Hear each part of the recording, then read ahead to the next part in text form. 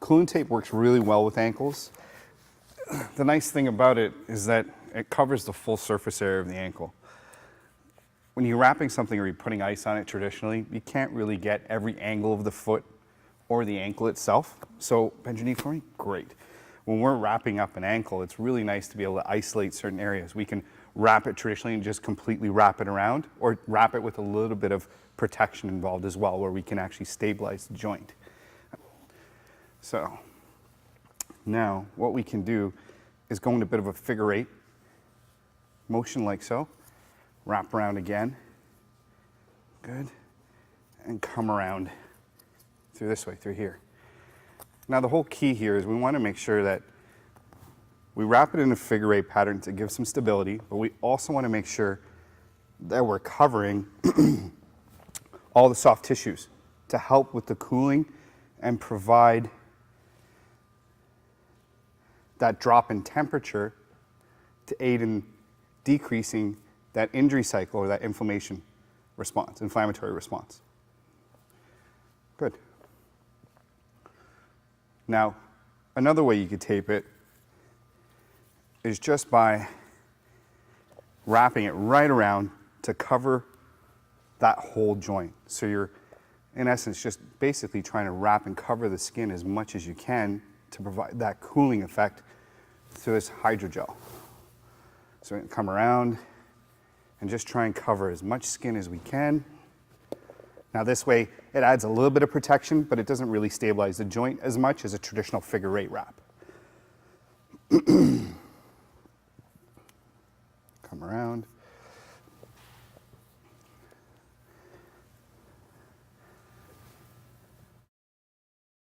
The nice thing is you can wrap all the way around and get the bottom part of the foot, which helps with conditions such as plantar fasciitis, any sort of heel issues, fat pad syndromes, any of those types of injuries.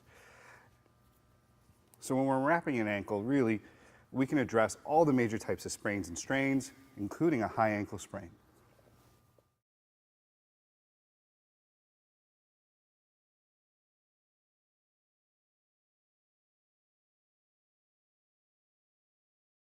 Now another area we can wrap very easily from this position is also the shin.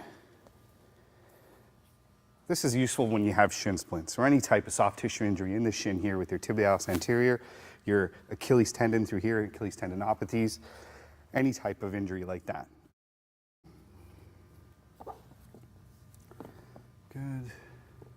And for this one, we just want to really just cover the whole skin.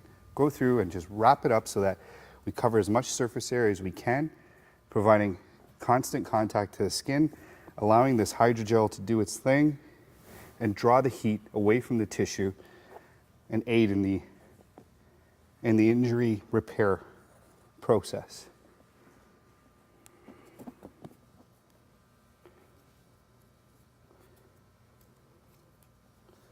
The nice thing about cooling tape is that I don't need any clips or pins.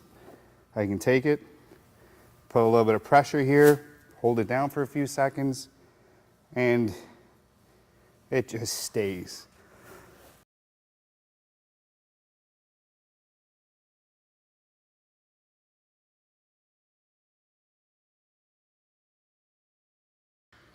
So for larger joints like the knee, we want to use a thicker cooling tape. Now you can see when you peel this off, you get a little bit of that gel that falls down. That's normal.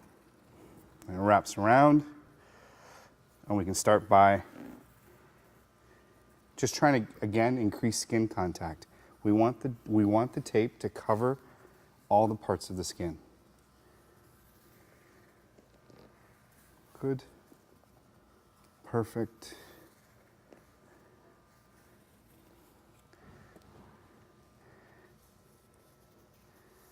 Right through.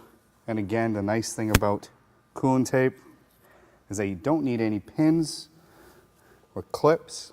You just take it, press it flat against, hold it for a few seconds, and let go. And it adheres to itself.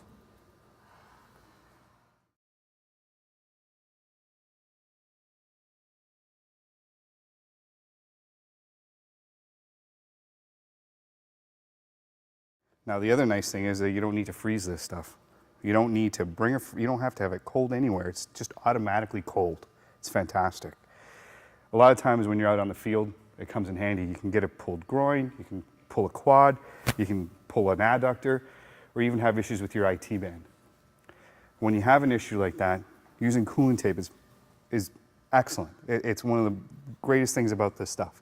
You can take it and you can wrap it right around that quad that's injured, or that adductor, and really pull it tight so you get that nice compression through there and really get it around there. And the nice thing is it covers the whole quad. So you're not just icing just the front part of your quad or your adductor, you're actually icing the whole quad, including your hamstring. And using that cryotherapy to its full advantage. And again, no clips, no pins, just hold and press. Self-adhering.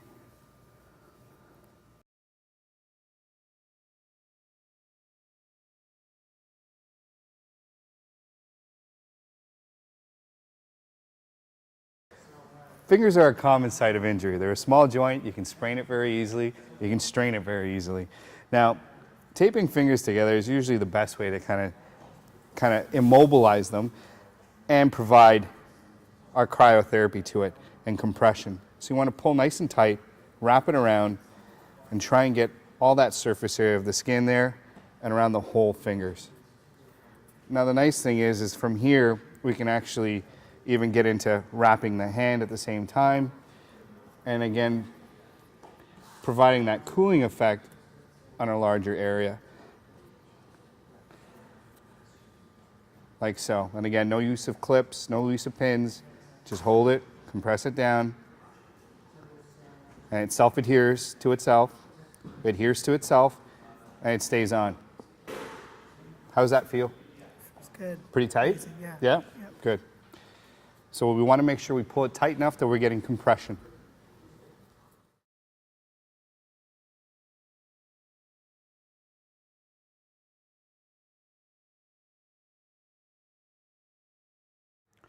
Wrist is another area that's commonly injured. You can get a skier's thumb, you can sprain pretty much any area of this wrist. The wrist moves in so many different directions and has so many different degrees of freedom.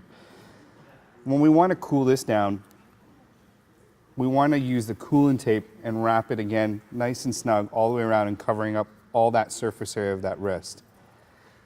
Now there's a couple ways to do this. There's one is just basically wrap it up so you're covering the wrist and you're getting all that skin contact. The other way is to actually start to immobilize it and doing some actual wrist wraps and using figure-8 patterns, which we can do as well. One of the nice things about this is that it's long enough that you can go all the way up into the forearm and extend that cooling, that cryotherapy all the way up that forearm and into the muscles of the wrist. So what we can do is actually wrap from here, come around, wrap again, make sure we pull nice and tight, get that compression through there. Good.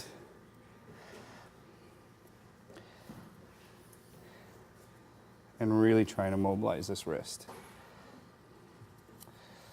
Good. And right through. And again, no need for clips, pins, just a little bit of light compression here, and it adheres to itself.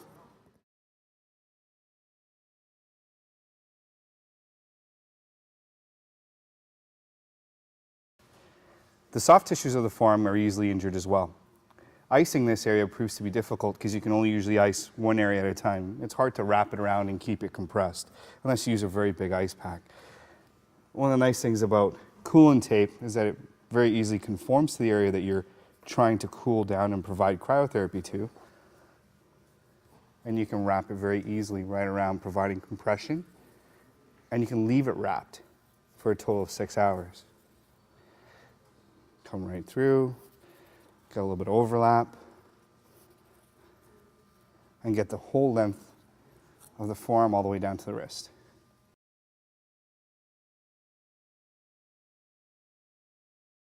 Provide a little bit of compression here. And there you go.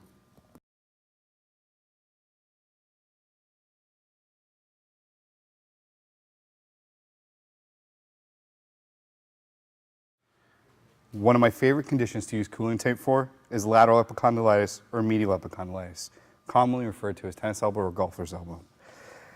This provides the cryotherapy that we need as well as the compression that we need, and it can go very easily right around the elbow and conform to pretty much anybody's shape or size.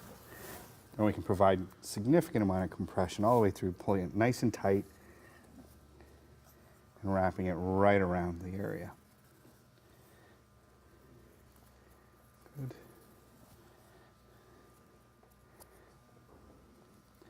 And again, no use for pins or clips.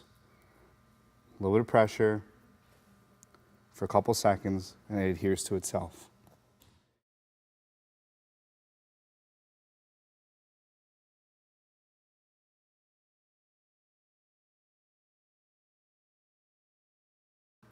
Shoulders are normally a very difficult area to tape and to really immobilize. Our main purpose of this is to drive some cryotherapy there, to put cryotherapy actually on the joint and in the shoulder. So it's very easy to wrap because we don't really, not so concerned with immobilization, but more decreasing inflammation and starting that healing process. So what we do is we wrap it right around and cover the whole shoulder as best we can, and getting full skin contact right around and over that AC joint, wrapping it through. And again, when you're at the top here, a little bit of compression, no need for pins or clips, and it holds it all in one place.